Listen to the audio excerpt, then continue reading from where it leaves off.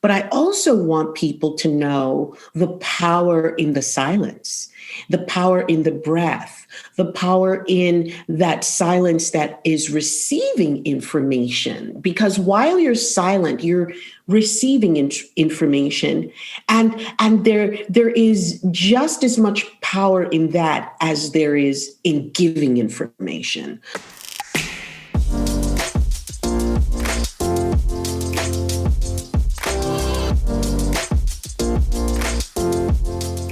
Welcome to The Follow-Up Question. I'm your host, Michael Ashford. This is a show about finding common ground, about using questions to find common ground. That is the thesis that I am exploring here with The Follow-Up Question. I've set out to uncover amazing, insightful stories from people with unique perspectives, different backgrounds, and I'm going to interview them and I'm going to ask them questions to get to the real nuggets of experiences and desires and dreams and thoughts that make them, every person, who they truly are. And I invite you to join me on this journey of what it means to find common ground. Because I, as a former journalist, believe everyone has a story to tell, but we only discover those stories when we ask questions and listen, and that can bring us closer together as humans. This week in the show, I welcome Denise Woods. She is the author of The Power of Voice, a guide to making yourself heard. But before I intro Denise, I've got a few things that I feel like I need to get off my chest here. Because, my friend, you listening to this, we're hurting. I'm hurting. You're hurting. My heart hurts. And I hurt because we are all hurting. And in so many ways, we're hurting. The last 12 months have featured one gut punch after another.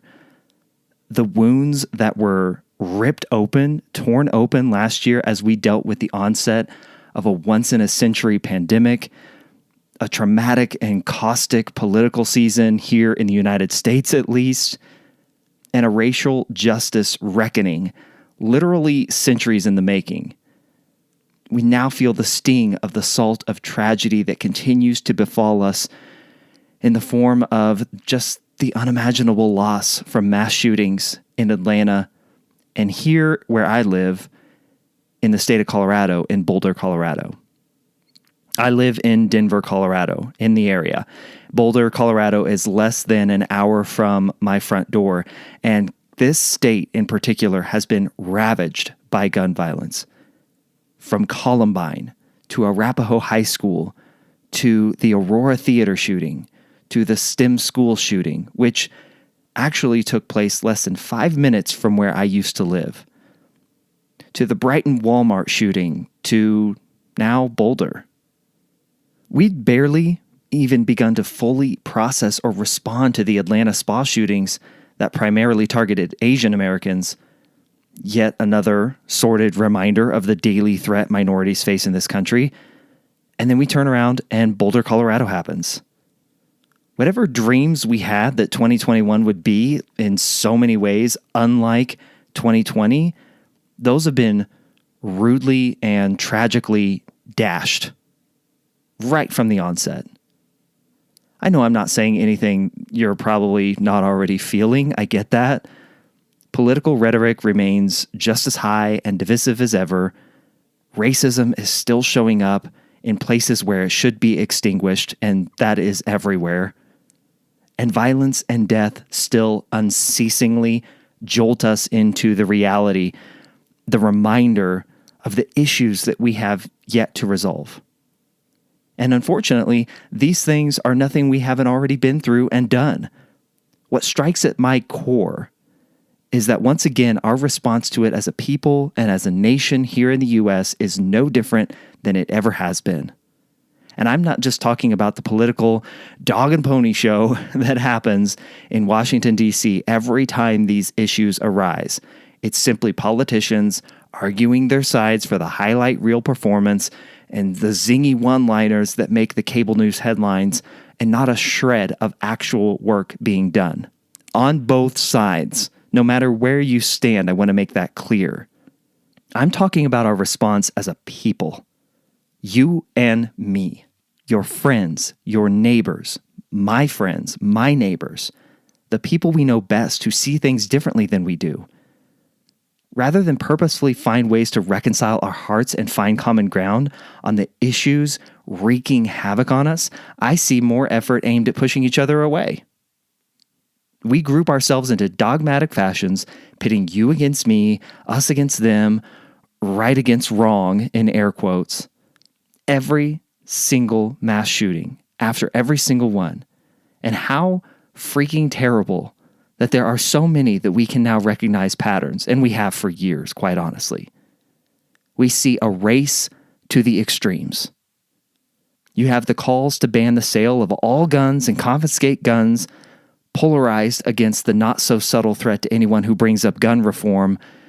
Come and take it. We do it, and often we aren't even aware of it.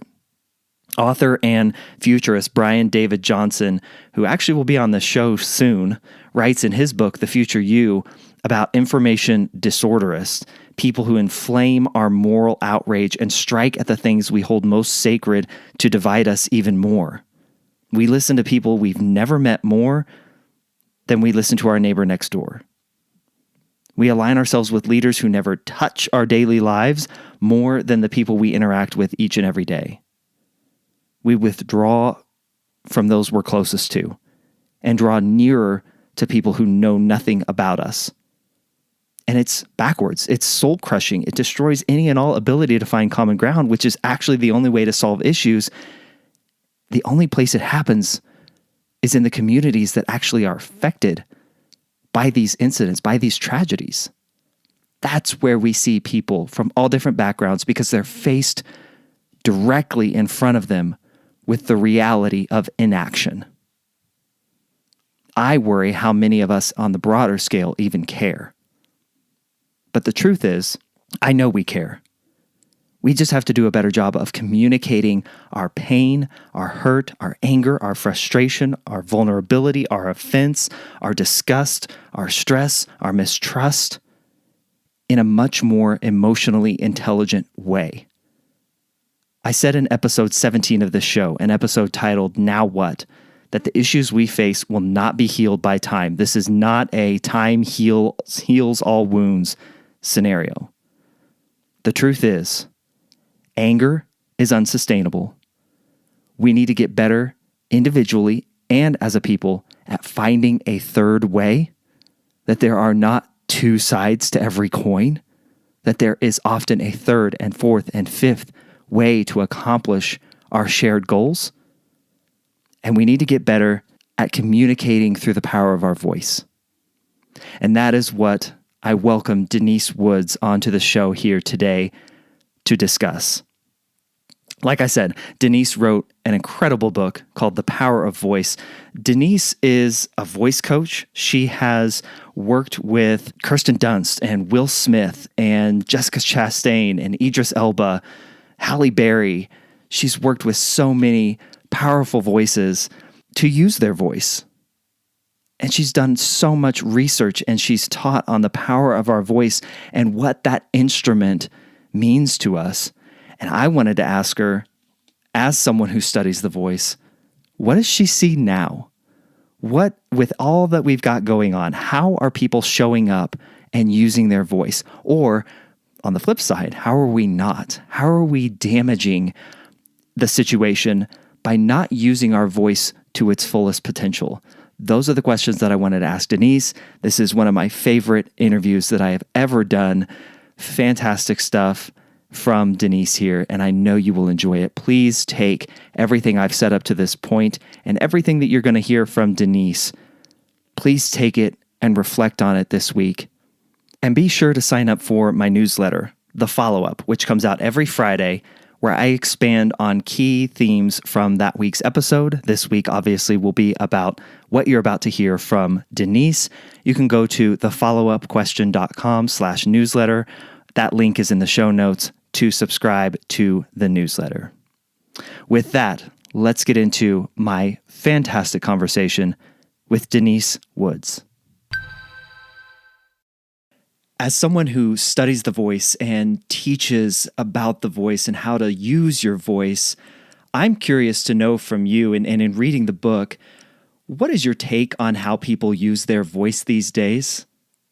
Mm, I think it's really a lack of knowledge about the potential of the voice that people have that gives us a limited ability to use our voices. What I mean is, again, I'm just going to go back to the limited ability.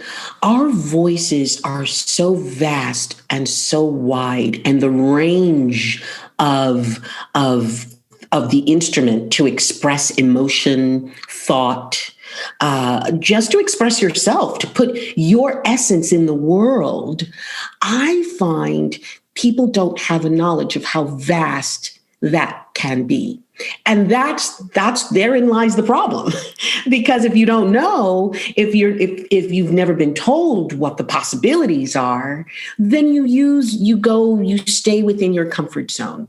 You stay within not just your comfort zone as an individual, but where you're from. It's great to identify with where you're from and your cultural background, your racial background. But isn't it nice when we can just sort of broaden the landscape? We can add things to it, not take anything away necessarily, but just add more information. So I think that's where the problem lies, that we just don't have enough information about it. You write about in the book how there is power in calmness when it comes to your voice, and that by shouting, you give away your voice's power. Why do we default so quickly to raising our voice, to shouting? Do we even understand that that's giving our power away? I don't think we do. This is something that I learned as an actor. This is something that's taught in drama school. I didn't realize that people listen more intently when you're calm, when you're quiet. All the focus goes to you.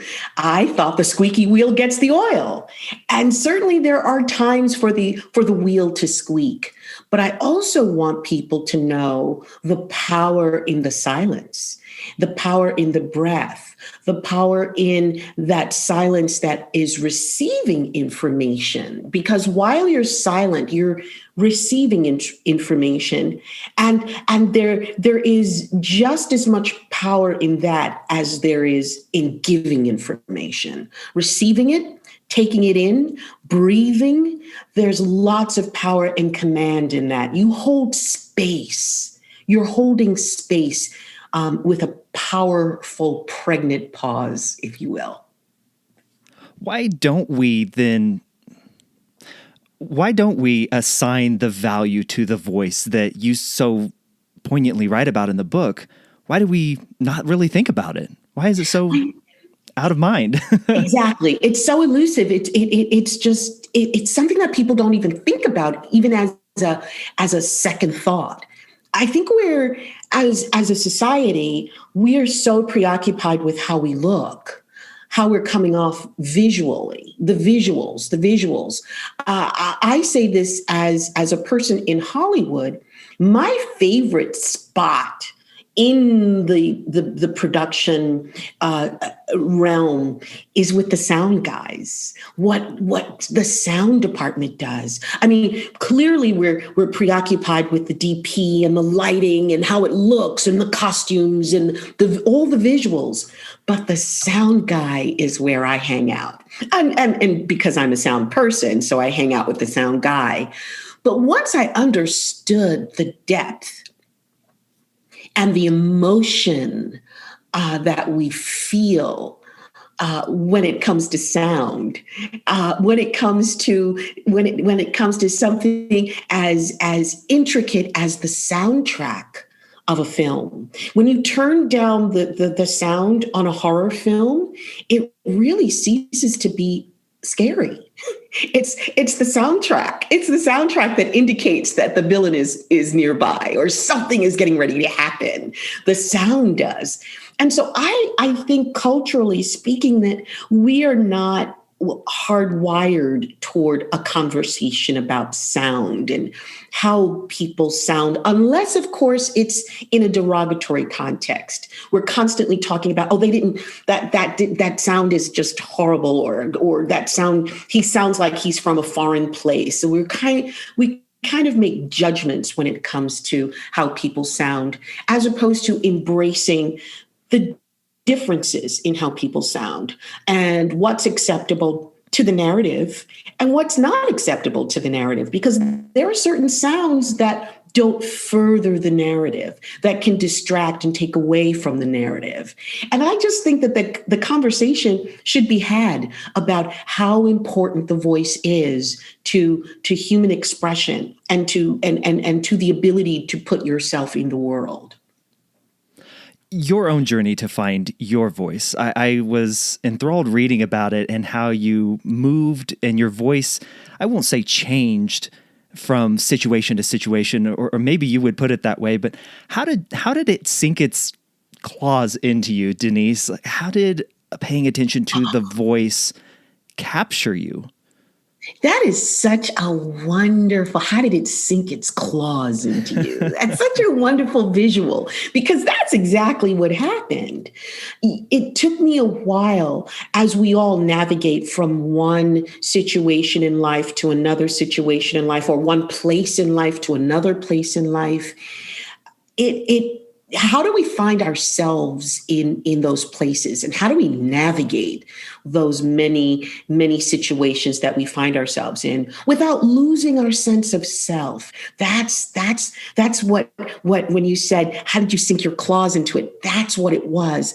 The ability to navigate effortlessly without losing the sense of who I was innately, inherently, from the womb. And succinctly, I will say that I identify as an African American woman with Southern roots who grew up in New York City, lower middle class, and from a single mother. My father passed away when I was 5, and my mother was only 27 years old. And she raised these 2 little girls on the Lower East Side of New York City in the housing projects in the 60s and 70s. And so how do I identify? But then we grew up in the church. We grew up in the church, and we grew up with the arts all around us. We grew up in an very arts conscious environment. New York City, we went to the theater. I sang opera when I was in middle school. All of these things comprise who I am and how I identify, not just who I am, but I identify this way. And I say that with a sense of pride, because it wasn't always a sense of pride. Oftentimes when I was in the opera situation, I was embarrassed to be able to talk about that with my friends at home, because they would think, opera, kids are brutal. Right. Or when at Juilliard, I can remember having them drop me off when we were on tour. They would drop me off at a particular upscale posh building, doorman building, because I didn't want them to know where I lived, and so it took me quite a while to sink my claws, as you said, into all of it, identifying and embracing all of it, because all of it really comprise the voice that I have, that I can totally go to my New York dialect, which is great. As soon as I talk to all my cousins, everybody's still in New York, they all talk like this.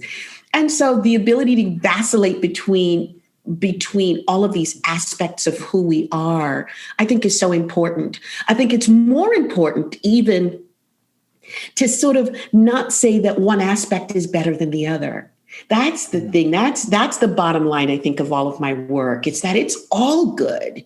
It's all good. There are just some aspects of you that just serve a particular situation better than others. So if we start from that paradigm, I think we can personally, and then in a community, and then it furthers out from the community into the country, we can dispense with all of these prejudices. I say that we don't all look alike, so why should we all sound alike?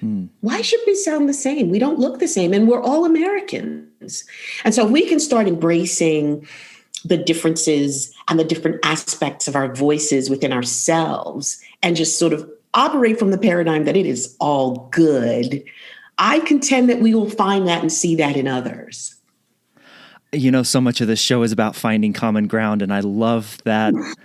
I love that thought of finding common ground through our voice. Yes. Denise, I was struck in reading the book at how often trauma restricts voice and shows up in the voice. Why is that? Why does trauma have such a grip on our audible voice? It's comparable to a string instrument. And I think of the voice as an instrument. If you think of the tension that you put on a string, a guitar string or a violin string, when you tighten it, the pitch gets higher.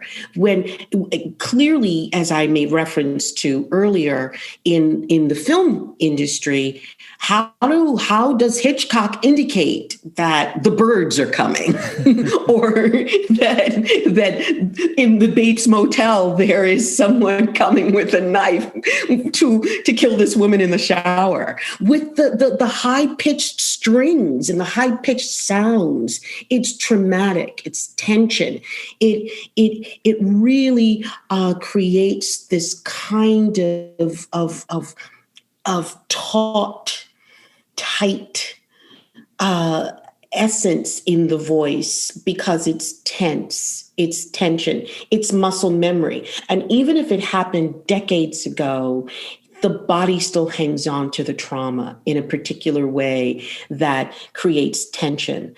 And so when the tension is created, the voice has a tendency to do several things. One, it goes higher. The pitch goes higher, and voices live here because the pitch just raises when you tighten up that string.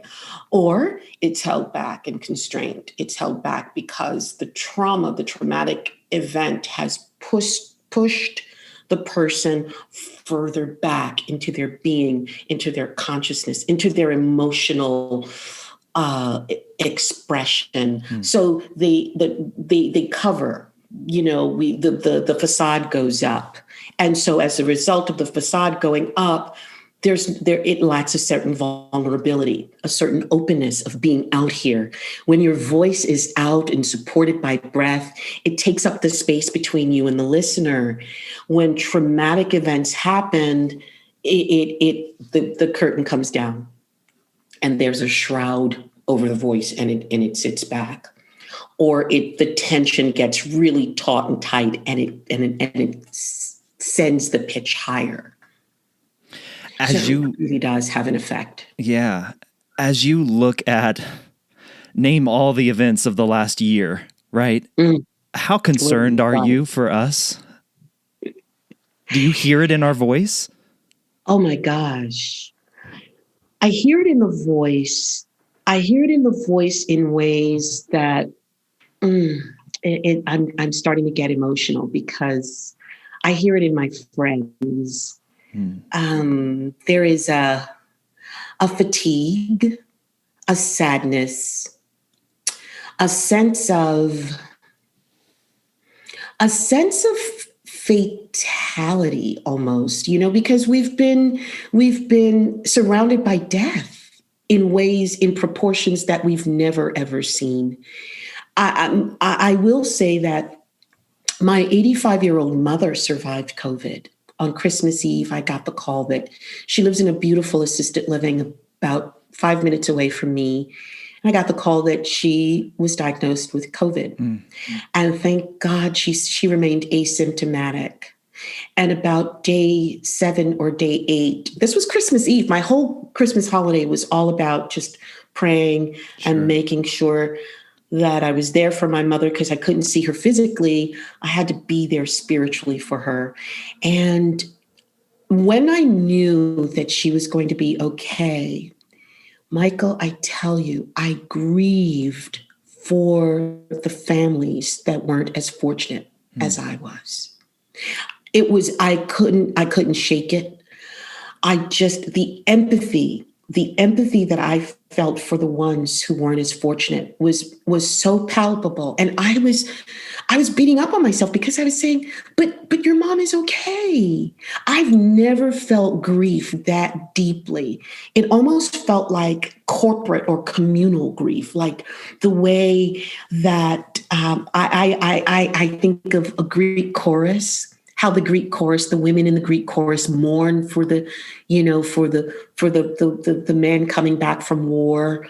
It felt like that in my soul, like we were all grieving together. We have been grieving together for the millions of people that are lost worldwide. And it affects our voices. It affects our psyche. It affects the sense of our sense of mortality. No matter what, prior to this, I had doctor's appointments that I would go to and just go, I'm fine.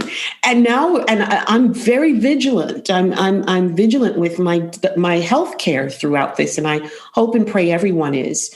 No matter what, we still have to remain on the front line of our own personal health. But I'm scared and petrified that the proverbial axe is going to fall at any given moment.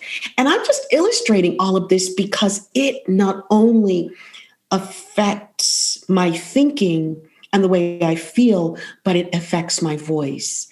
And I have to make a conscious effort to put my energy out in the world. And I do it on a daily basis when I show up in the limited way that I'm allowed to show up. Because I'm 5 days away from getting my vaccines. Oh, congrats. I know, I'm so grateful. But I show up at Whole Foods. I show up at Starbucks, meaning I don't just show up physically. I really genuinely ask people how they are doing because I really genuinely want to know. And people tell me. And in that, there's this wonderful sense of discourse. There's this wonderful sense of connection that we so need. We just so need to just go, oh, oh my gosh. That wonderful exhale, that wonderful release. And so I find every opportunity I can to do that and not just have idle conversation or idle chat, but I really do get up every morning and say, okay, who can I bless today with my presence? Who can I sort of change or make their day? And when I'm consciously doing that, I'm also receiving it. I really am opening myself up to receive it as well. And when the opportunity shows up where someone can really make my day, and it happens all the time, I am changed. And it changes, it's an energy shift, and it affects my voice. So I want people to show up. Denise, that energy shift that you just talked about and the ways that you show up, I wrote down the everyday practices that you put in the book, and I just want to read them. Find your tribe, set realistic physical exercise and nutritional goals, surround yourself with natural beauty, encourage someone new each day, be of service, embrace mistakes, be forgiving. When did you realize that all those things were connected to the voice and how you show up in the world and how you audibly show up in the world? When did you find that out? It came to me when I had been dealt a huge health blow. And you've read the book, so you know what I'm talking about. And I'm not going to mention it only because I want people to read the book. Yeah, definitely. I don't blame you. But whenever we're dealt, mine was health. It's the reason why I show up when I go to the doctors. I show up with intention. I show up, I'm present. I'm there because I know that health is so important, and making a conscious choice of Western practice mixed with Eastern philosophy and things that work for you to combine with mind, body, spirit health is so important. I say all of this to say that I connected those dots when I was 39, when I was dealt a major, major health blow that if I hadn't gone to the doctor when I did, if I had just waited, I would say 2 months, I would have been so severely ill that I would not have been able to bounce back. And I really felt, I knew at the time that I had been given another chance. I knew instinctively, intuitively that my job on this planet was not done. And so it took me a few years to find out what the job, what the mission was. And I knew it had to do with the voice. I just didn't know how. And I kept saying, I don't want to write another how-to book. I don't want to write a textbook because that's been done before. And so I thought, when I really sort of sat down and addressed the fact that I was out of the woods, pun intended, that I was out of the woods when it came to my health, I sat down and said, I got to talk about it. I got to tell people about it. And so I started talking about it 8 years before the book came out. And I kept saying, no, you don't have a story. No, you can't talk about this. No, who's going to listen?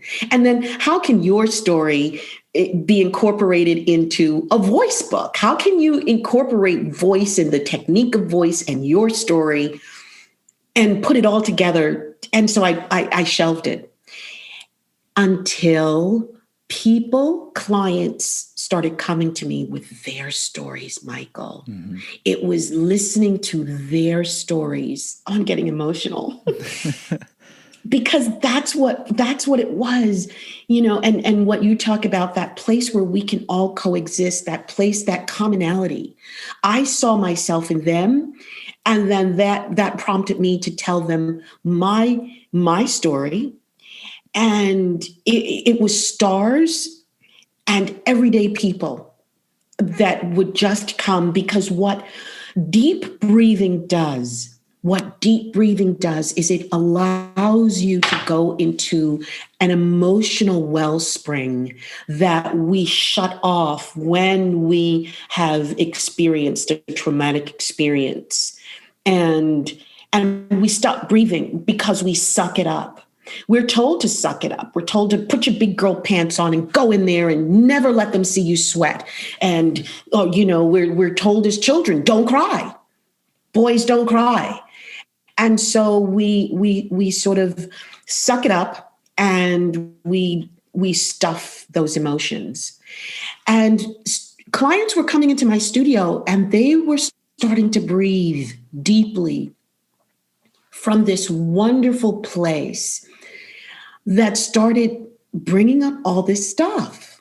And they would start crying and start releasing. And I would just encourage, if they wanted to talk about it, they could. If they didn't, I would say it might be time now to see a therapist, because your breathing and stuff is coming up and it's great.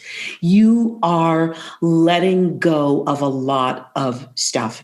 And that's when I knew that together, myself and my clients, some of them major stars, lots of them everyday people, some CEOs of companies, I knew that we collectively could really impact society and impact and make a mark in a way that we would reveal our own narratives and how this work of breath, deep diaphragmatic breathing and articulation and using voice and speech intentionally through your day to get what you want in the world or on a job or on a date, how powerful that can really be.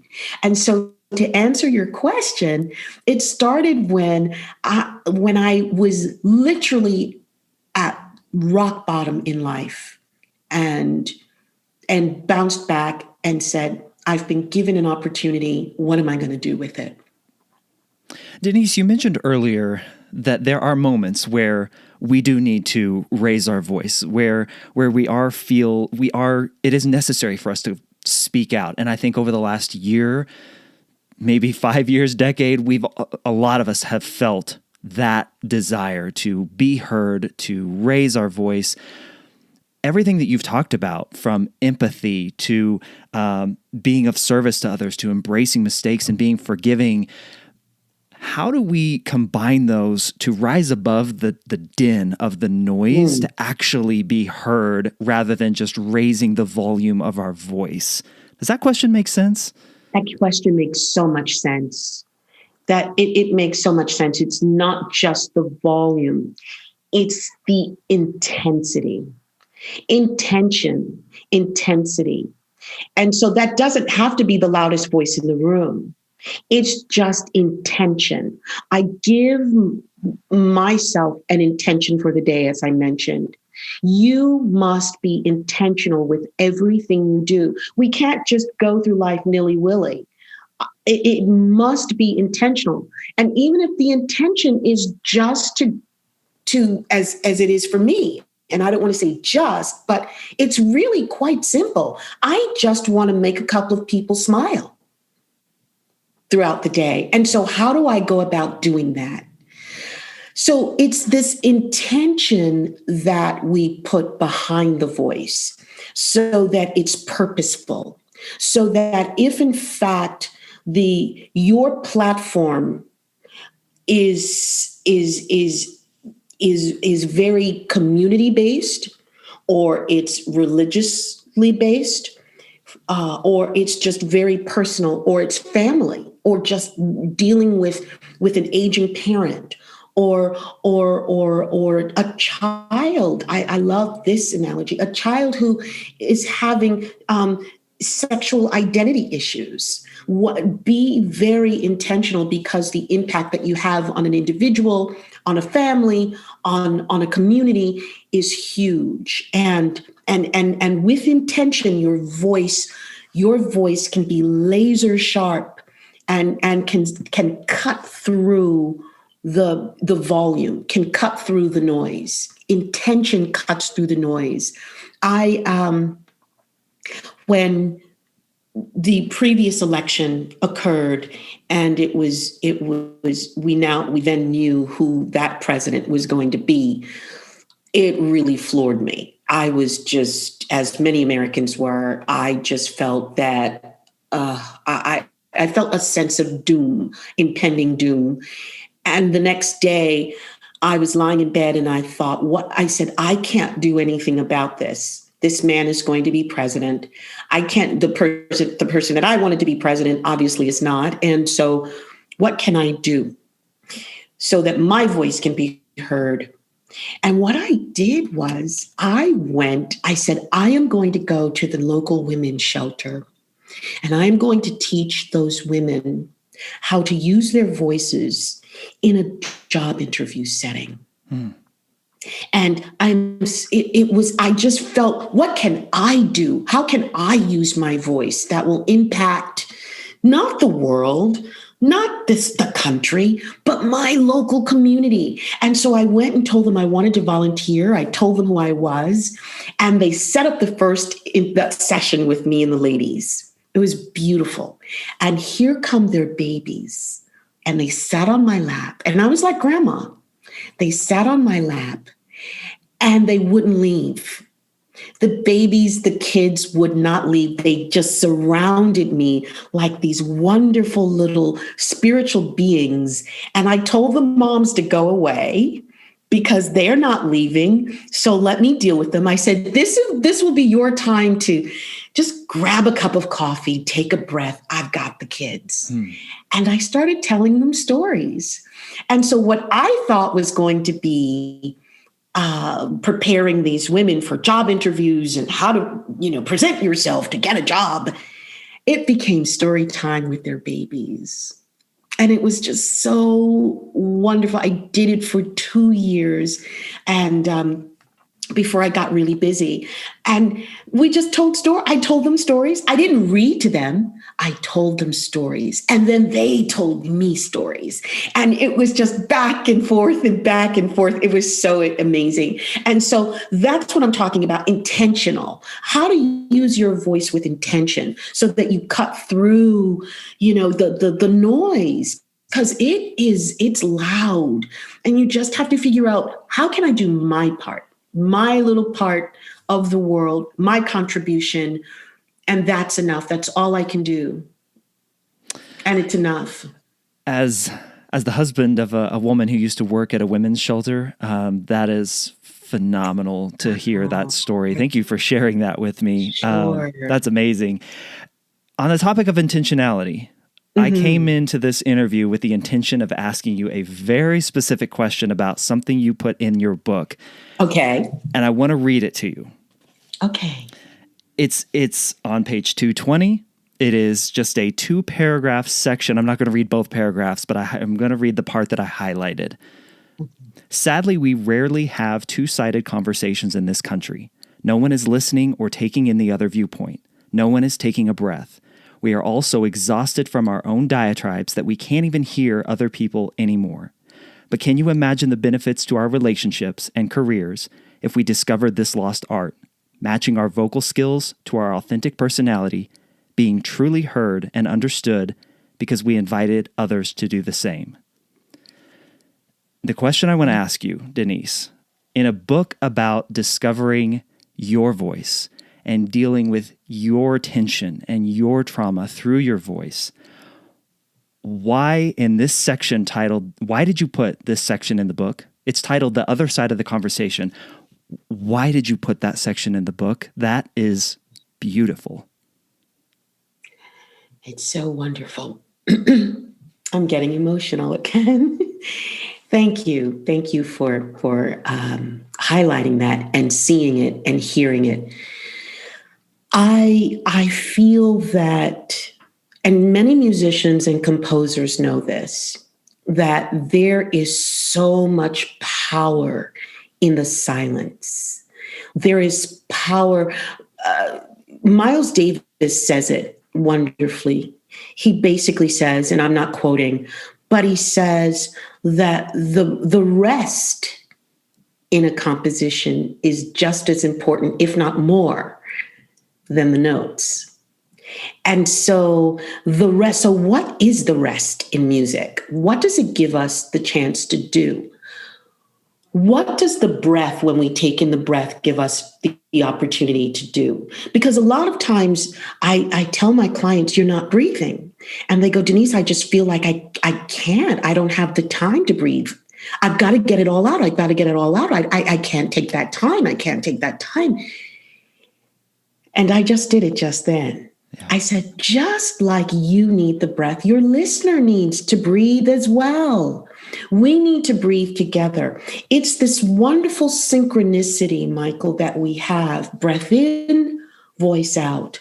Breath in, voice out. It's like a pendulum of a clock swinging in equal proportions to the right and to the left, and to the right and to the left. It's a wave rolling up to the shore, rolling back out to sea, rolling up to the shore, rolling back out to the sea. What goes up must come down. I mean, it's the natural law of nature, physics, and we don't do it. And when we do, we find that the conversation, the rhythm in the conversation, the receptive, I deliver, then I receive. I deliver the information, I receive. And while I'm receiving the information, I'm breathing. I'm not just receiving it through my ears. I'm receiving it because I'm breathing it in. I'm ingesting it. I'm taking it in. I'm really taking in your opinion, your view, even if I don't agree with it. See, that's where we've come to this crossroads. We've got to agree to disagree. You know, just because I disagree with you, now I have to dislike you because I disagree with you. That is so crazy. I can really like you. I just don't agree with your perspective on this point. And I think as we get back to the basic physiological effort of speaking, of first of all, not just speaking, but getting the thought and then breathing and then releasing it and speaking it and putting it into the world. And then I put it into the world. It's like tennis. Serena, she draws back, right? And that's the breath. She draws back. She doesn't just hit the ball. She draws back and then she hits the ball over the net and it lands. The thought lands, the ball lands, and then it bounces up for the person across on the other side of the net. And while she's seeing the ball, she's drawing back, which is the breath, to hit the ball over the net, back over to Serena. And so it's this wonderful response, call and response, the effort of volleying the ball over the net and then the person receiving the information or receiving the ball is then going to rear back, which is the breath, and then propel it back over the net. It's so essential. It's so necessary in a true conversation. That's the bottom line. A true conversation is when we experience what is being said, not just what I'm saying, but I'm experiencing what is said and how it's being said, how it makes you feel. When something is really important to a person and I don't agree with it, I acknowledge that I respect how important this is to you. Yeah. You have to. It's a healthy basis for discourse, for healthy discourse. And so that's why I put it in the book, because it's so important to me. As a child who was a very, very quiet and shy child, I understand the value of quiet. And as a person who is a musician, I understand the value of a rest. And that's what this is. That pressure, then, Denise, that we feel to take the quick breath, to constantly talk. The stories from so many of your clients in the book of just the act of deep breathing released them. Where does that pressure come from? Where? It really, really starts in the home, very young, at a very young age. It starts in school. One of my clients told me, she said, it actually started when we got that spank on our butts when we came out of our mother's wombs, because that was a gasp. Our first breath in life was a gasp. And I thought, there's some value in that. Yeah. But we're in a very litigious society, but highly competitive. My son played sports at the high school football level, and in 11th grade, he gave it up because he said, I just can't deal with the pressure. It's just too great. And it was wonderful for him to acknowledge that at such a young age, because he was world class. He was a Division I, headed for Division I football, and decided in the 11th as a junior. He was varsity football when he was a freshman and had a championship ring, varsity football ring, when he was a freshman in high school. He got to 11th grade and said, I can't do it. It's the culture. These kids are not allowed to enjoy the sport. It's so highly competitive. Sometimes the parents are rabid. It's everywhere. It's in the education system. It's the SATs. It's having the right essay for your college entrance exams.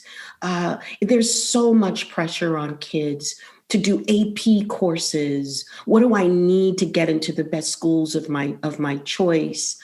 I think it's lightening up a bit because a lot of families are opting to take a gap year for their children, which I think is so healthy, to see the world. Yeah. And I think that will allow people give people permission to breathe, to just say, I don't have to jump right out of the frying pan and into the fire. I can breathe. I give you permission to see the world, sweetheart. And then you can go and jump back in. But it really does start at a very young age, because society is so competitive that we just dump all of it on our children. Maybe switching it up a little bit, but I'm not, maybe not. What is code switching? Can you describe that in a little bit more detail for the listeners who haven't read the book yet? Code switching, what is it? Code switching is a term that I believe was coined in the African American community, but everybody does it. Code switching is the ability to switch a way in which you more verbally than physically, but verbally present yourself in a situation.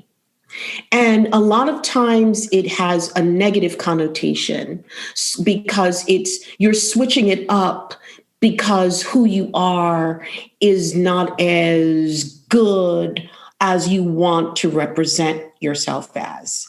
And so I don't necessarily agree with that paradigm.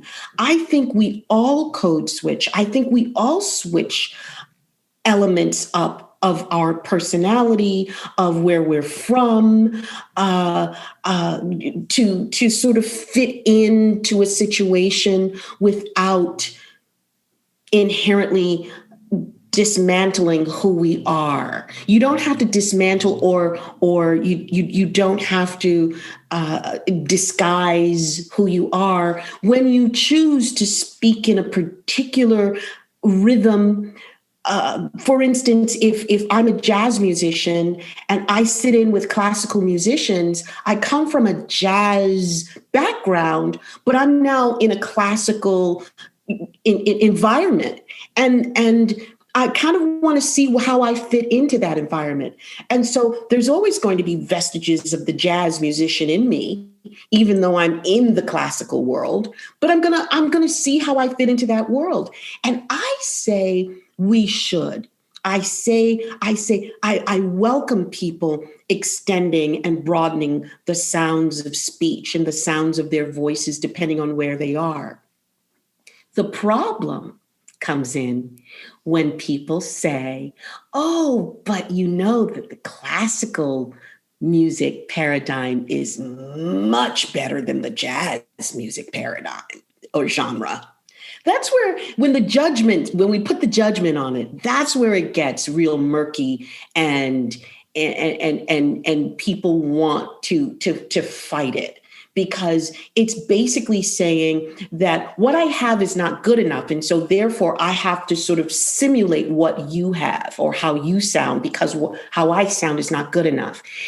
And that's another reason why I wrote the book, because I contend it's all good. It's all good.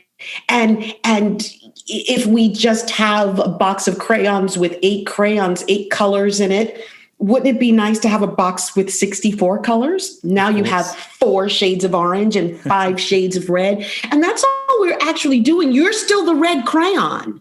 You are still the red crayon. But what you're doing is you're adding different shades. And you're not saying that the crimson color is better than the burgundy. You're not saying it. You're just saying that if I choose to use this shade of red, I'm going to, but I'm still the red crayon.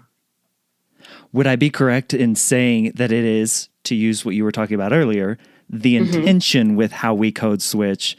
Is it for good, or are we judging ourselves through that process? Am I correct in saying that? You are so absolutely correct, my friend. Okay. You are so on point. That's exactly intentional. My intent is just is not necessarily to fit in all the time. It's just, I do it because I can, or my New York accent doesn't serve this environment.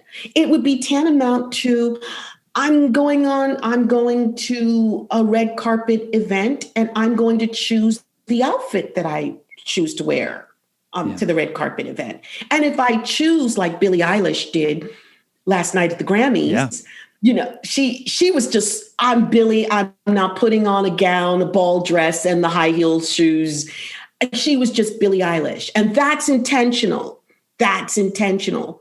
But then Megan Thee Stallion, she showed up and she was stunningly beautiful. But that's intent. That's what I'm talking about. Intentional. And how you show up and just having choices.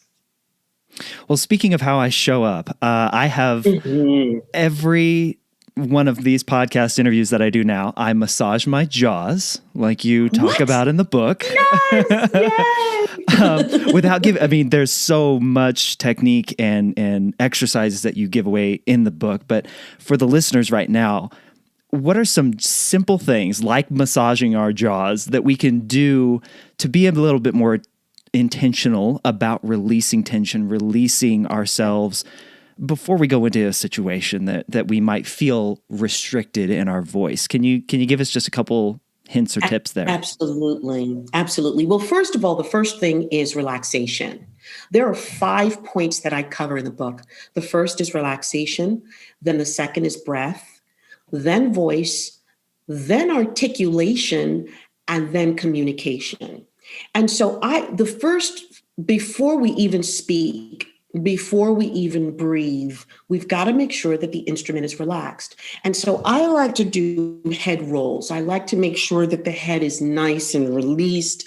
And I'm doing it now. You can probably hear it in my voice that I'm just rotating the head around, because you want to concentrate on the head, the neck, the shoulders, rotating the shoulders back and forward and back, and allow the shoulders to come up to the earlobes and really tighten them up, tight, and then release. And just shake out the upper body, and then put your fingers in that joint in the jaw and just massage. I say that the jaw is to a speaker what knees are to a basketball player.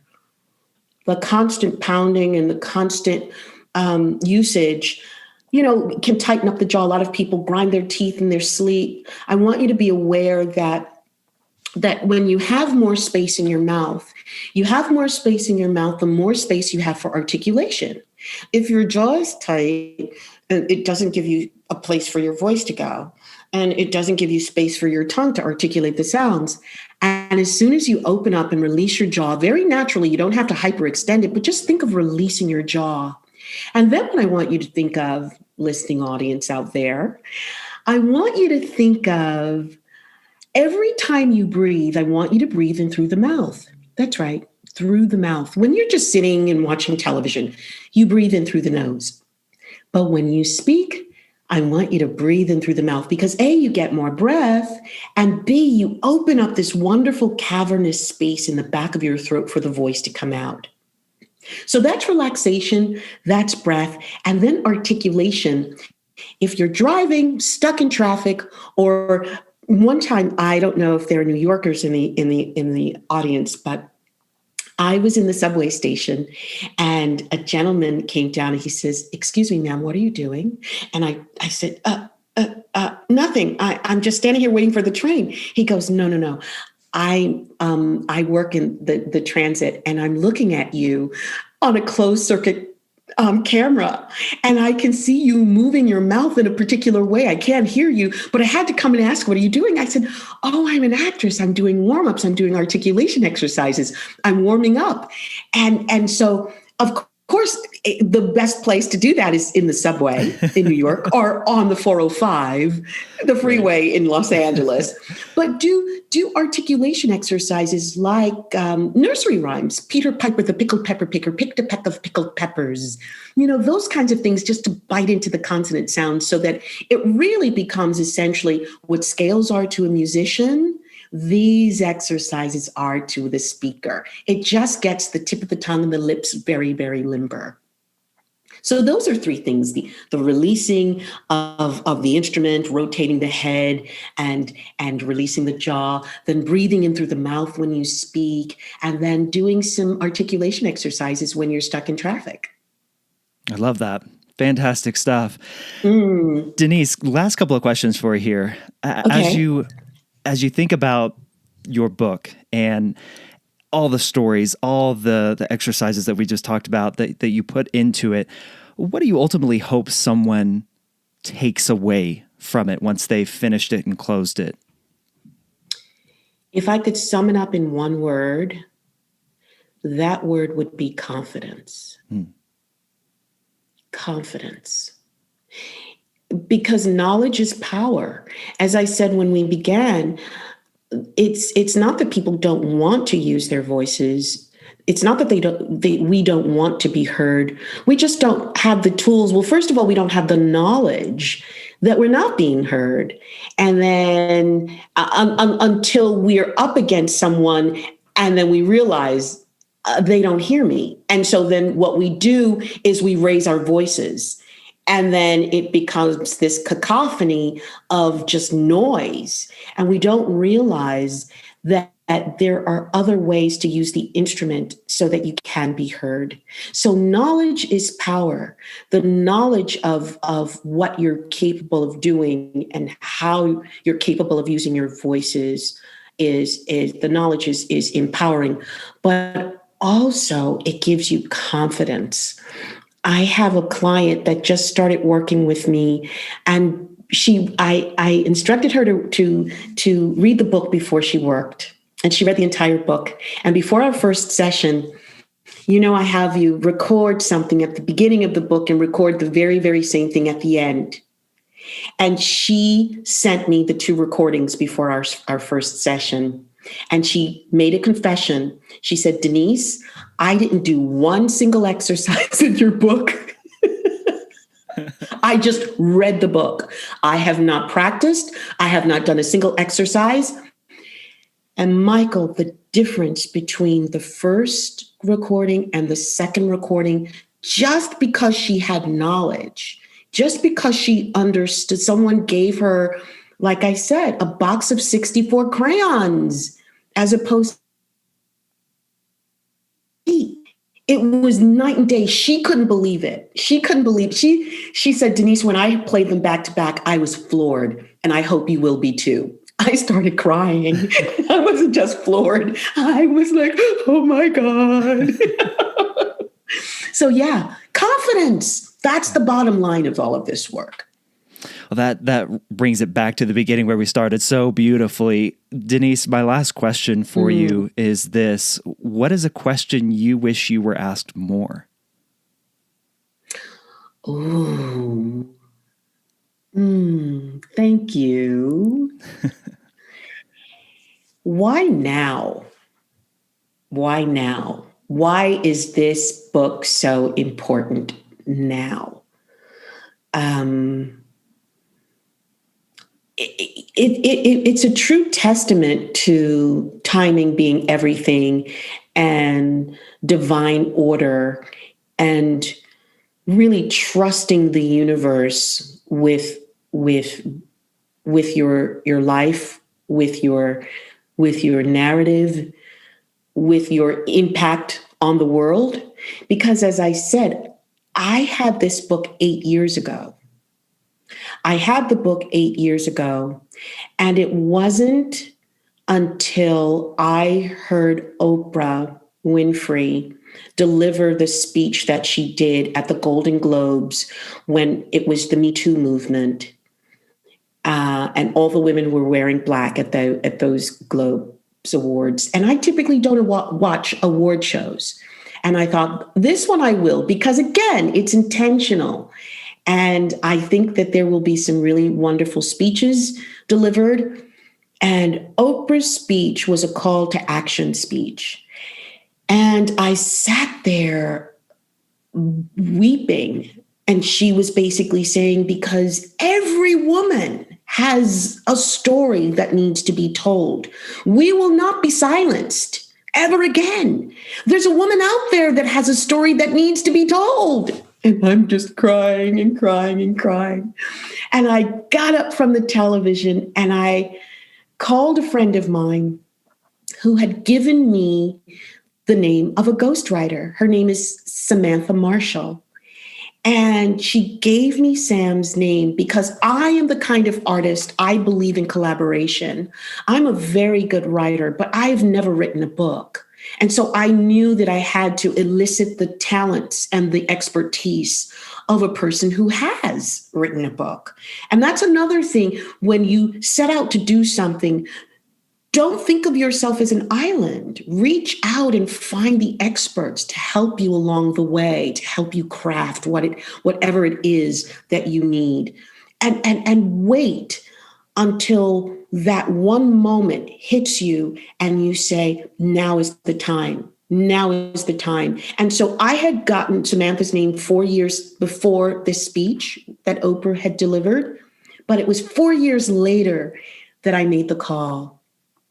And then 3 years after that, that the book was published, because I made the call and she said, Denise, do you mind if I give this to my agent? And I said, sure, I would love it. And her agent got back to her and said, do you mind if I give this over? Because I had an overview for the book. I had an idea, I had an overview, had it all written. She said, do you mind if I give this to my friend? This sounds great. And we were at a party and he's looking for a book just like this. And I said, sure. And he calls me up. He says, I have been looking for this book for years.